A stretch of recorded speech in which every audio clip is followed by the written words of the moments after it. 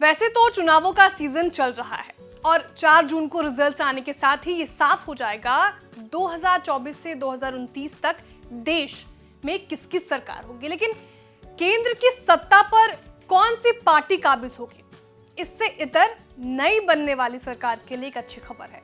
असल में नई आने वाली सरकार की बल्ले बल्ले होने वाली है, क्योंकि उसे खजाने में 1 लाख करोड़ रुपए की पूंजी अलग से मिल सकती है। ये पैसा उसे टैक्स से नहीं मिलने वाला, यानी बिना जनता पर टैक्स का बोझ डाले सरकार इतनी बड़ी पूंजी हासिल करने जा रही है। अब सवाल यह है कि 1 लाख करोड़ रुपए सरकारी खजाने में आखिर आने कहां से वाला है। तो चलिए आपको बताते हैं कि नई सरकार के हाथ ये पैसा कहां से लगने वाला है। नमस्कार, आप देख रहे हैं बिस्तक और मैं हूं श्रेया ठाकुर। दरअसल केंद्र सरकार को यह रकम देश का सेंट्रल बैंक यानी आरबीआई देने वाला है। रिजर्व बैंक से केंद्र सरकार को वित्त वर्ष 2024-25 में 1 लाख करोड़ रुपए मिल सकते हैं। रिजर्व बैंक ये रकम बतौर डिविडेंड सरकार को देने वाली है। माना जा रहा है कि अपने पास मौजूद सरप्लस पूंजी को सरकार को सौंपने से जुड़ा ऐलान आरबीआई मई के अंत में कर सकता है। रिपोर्ट्स के मुताबिक फॉरेन सिक्योरिटीज से ज्यादा ब्याज मिलने से रिजर्व बैंक को बढ़िया फायदा हुआ है और इसी का एक हिस्सा वो सरकार को देने वाला है। आरबीआई से डिविडेंड का ये ट्रांसफर बीते वित्त वर्ष यानी 2023-24 का है, लेकिन सरकारी खजाने में ये इस साल यानी 2024-25 में आएगा।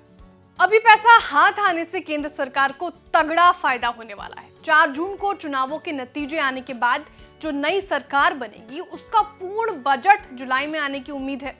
सरकार को मिलने वाली 1 लाख करोड़ की पूंजी के बूते नई सरकार बजट में बड़े ऐलान कर सकती है। इस पूंजी से देश में इंफ्रास्ट्रक्चर से लेकर तमाम कल्याणकारी योजनाओं की फंडिंग की जा सकती है। बीते हफ्ते की बात है जब रिजर्व बैंक ने ट्रेजरी बिल्स के जरिए सरकार की उधारी में बड़ी कटौती का ऐलान किया था।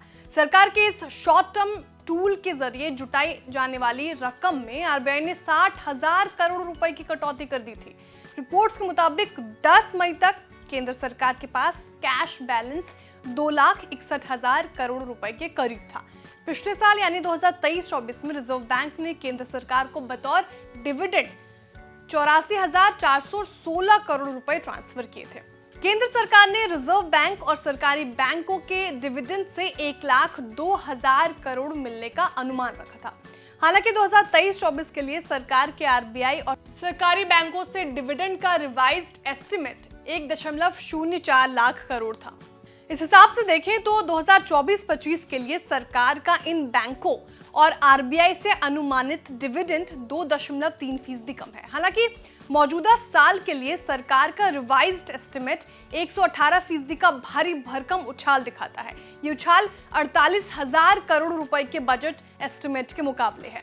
बजट एस्टिमेट में हुआ ये रिवीजन इस वजह से किया गया क्योंकि रिजर्व बैंक ने मई 2023 में सरकार को 87,416 करोड़ रुपए का भारी डिविडेंड देकर सबको चौंका दिया था। रिपोर्ट्स के मुताबिक फाइनेंशियल ईयर 2024 में आरबीआई की बैलेंस शीट 11.4% बढ़ी है। इस इजाफे की सबसे बड़ी वजह फॉरेन करेंसी एसेट्स, कमर्शियल बैंकों को लोन्स एंड एडवाइसेस और गोल्ड रिजर्व में बढ़ोतरी रही है। तो कुल मिलाकर सरकार को होने वाली ये मोटी कमाई और आरबीआई से मिलने वाले 1 लाख करोड़ रुपए उसके खजाने को पैसे से भर देंगे। जाहिर है नई चुनी जाने वाली सरकार के लिए ये 1 लाख करोड़ रुपए बेहद कारगर साबित हो सकते हैं। ये जानकारी आपको कैसे लगी कमेंट करके जरूर बताएं। वीडियो को लाइक करें, चैनल को सब्सक्राइब करें और देखते रहिए बिस्तक।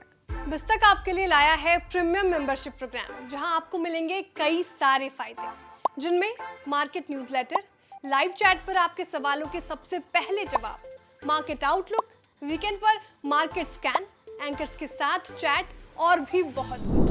इस प्रीमियम सब्सक्रिप्शन में 3 तरह के प्लान्स हैं, सिल्वर, गोल्ड और प्लैटिनम, जिनकी शुरुआत मात्र 159 रुपए महीने से होती है। इससे जुड़ना भी बेहद आसान है। बिस्तक के YouTube चैनल पर जाएं, ज्वाइन बटन पर क्लिक करें और अपना प्लान सिलेक्ट करें। बस बन गए आप हमारे प्रीमियम मेंबर।